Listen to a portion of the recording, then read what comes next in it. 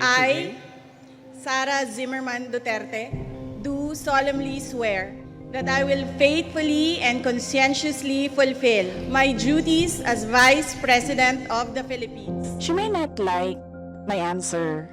She may not like how I answer. But I am answering. You swear to tell the truth, the whole truth, and nothing but the truth in this inquiry, so help you God. Pag pinatay ako, patayin mo si BBM, si Lisa Araneta, at si Martin Romales. No joke. Imagine myself cutting his head.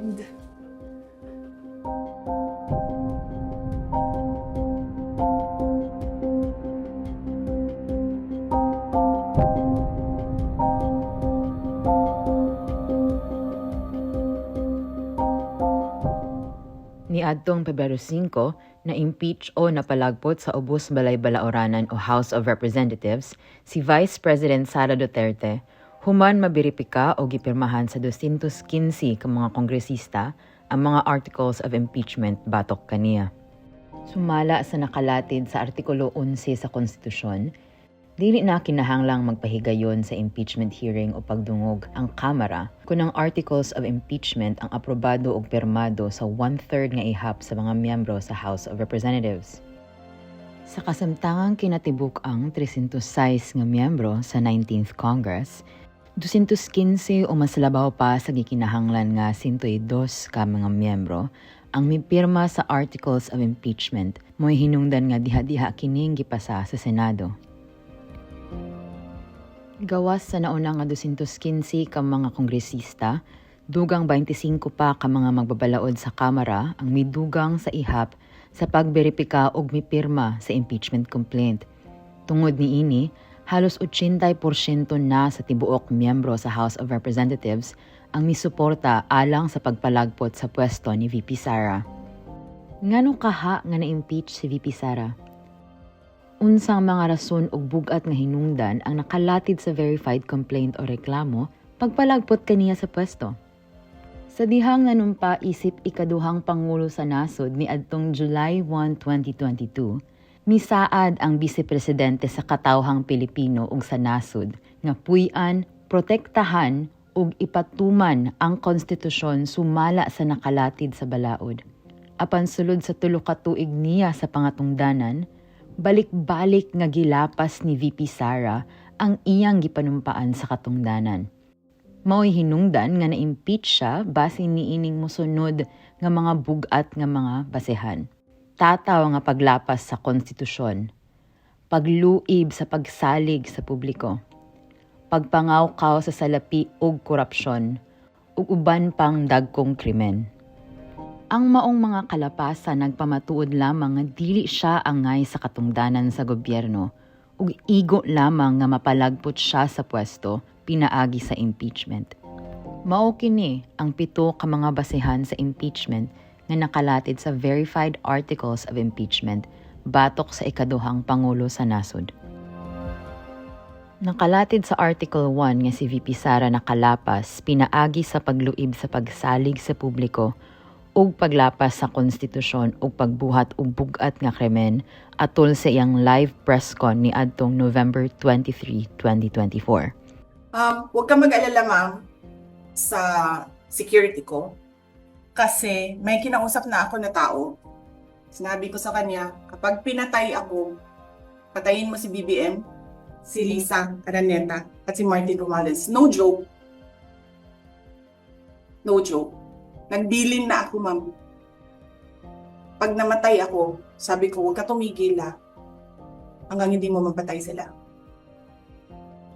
And then he said yes. Dunay naunang gipagawas nga pahayag usab si VP Sara nga nag-ingong gusto niyang putlan og ulo si Presidente Bongbong Marcos. Gusto ko tanggalin yung ulo niya ba? Imagine myself cutting his head. Nakalatid usab sa Article 2 sa verified impeachment complaint nga nakalapas pinaagi sa pagluib sa pagsalig sa publiko ug sa katawhan si VP Sara tungod sa sayop ug dili sakto nga paggamit sa pondo sa gobyerno ubos sa iyang opisina. Sulod sa duha ka tuig nga pangatungdanan isip Vice Presidente, adunay direktang kontrol si VP Sara sa confidential funds nga nagkantidad 612,500,000 pesos nga gigasto sa sayop ug dili mapasabot ug makatarunganon nga pamaagi. Sumala usab sa liquidation report sa OVP ang 2022 nga confidential funds sa kantidad nga 125 million ang na-liquidate ug naapod-apod og gasto gikan December 21 hangtod December 31, 2022 o sulod lamang sa 11 ka mga adlaw kundiin ang 4 ka adlaw niini non-working holiday o walay trabaho. 16 million ang gigamit alang sa pagmintina og pag-abang sa mga safe houses kundi ang uban nagkantidad 200,000 pesos ang abang o renta matag adlaw. Migawas sa gihimong pagkwenta nga naabtag 11,363,636.36 pesos ang gigasto sa OVP matag adlaw gikag Disyembre 21 hangtod Disyembre 31 gikan sa confidential funds. Migamit usab ang OVP sa mga hinimo-himo lang nga pangalan sama kanilang Mary Grace Piatos, Kokoy Villamin, ug uban pa aron og alang sa mga resibo sa confidential funds. Sa gihimong pagberipika sa Philippine Statistics Authority o PSA, nahulog nga sa kinatibuk ang 1,992 ka mga pangalang gigamit sa OVP nga giingong nakadawat sa confidential funds. 1,322 niini walay mga records sa birth certificate ug nadiskubring puros mga inimbentong pangalan lamang.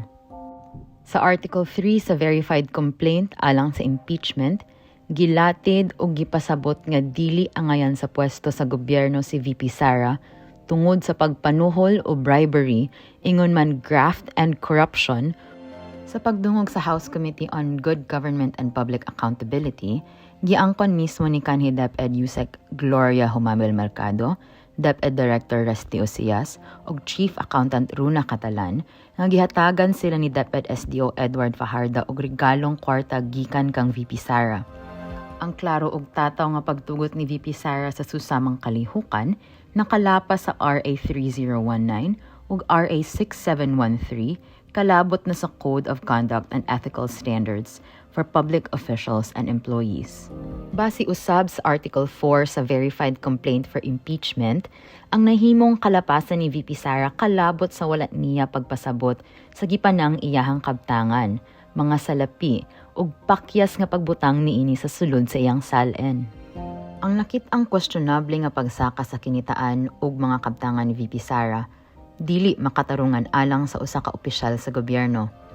Dili sibo ang kantidad sa iyang mga bahandi nga naangkon kung basihan og itandi sa binulan nga sweldo og kinitaan niini. Sa Article 5 usab sa Verified Complaint for Impeachment, nalatid nga gawas sa pagpanghulga sa kinabuhi ni Presidente Ferdinand Bongbong Marcos, First Lady Lisa Araneta Marcos ug House Speaker Ferdinand Martin Romualdez, nakahimo og dakong krimen si VP Sara pinaagi sa iyang pagsugo nga ipadayon ang extrajudicial killings o bus sa Oplantokhang sa syudad sa Davao ni adtong mayor pa kini sa maong lugar. When I started the Operation Tokhang, I was called by him about Tokhang, and it was approved by Sara Duterte. By Sara. By Sara Duterte. Because at that time she was the mayor. She was the mayor at the time. Nakapatig usab sa Article 6 sa Verified Complaint for Impeachment nga nakalapas tungod sa pagluib sa pagsalig sa publiko og katawhan si VP Sara, gumikan sa gihimo niining negatibong mga pahayag nga musangpit sa sedisyon og rebelyon batok kang Presidente Bongbong Marcos ug sa kasamtangang administrasyon. Sa katapusan, diha sa Article 7 sa Verified Complaint for Impeachment, gipakita nga si VP Sara nakahimo sa sobra-sobrang pag-abuso sa gahom, ingon man pagtraidor sa pagsalig sa katawhan sa iyang paglingkod sa katungdanan. Ang tanan nga mga salaod ug kalapasan nga nahisgutan ug nalatid sa 7 ka mga articles of impeachment, maisip nga tin-aw o klaro nga pagtraidor o pagluib sa pagsalig sa katawhan, paglapas sa balaod sa konstitusyon o pagpangaw ka sa salapi sa kaban sa gobyerno ang nahimo ni VP Sara. Gipamatud-an o gipalig-on niini nga dili angay nga mga tundanan sa gobyerno si VP Sara ug sakto lang nga mapalagpot kini sa pwesto pinaagi sa impeachment. Kung ugaling mapamatud ang saypan o guilty sa Senado isip impeachment court si VP Sara, dili na kini mamahimo pa nga makalingkod, makakupot sa bisan unsang pwesto sa gobyerno.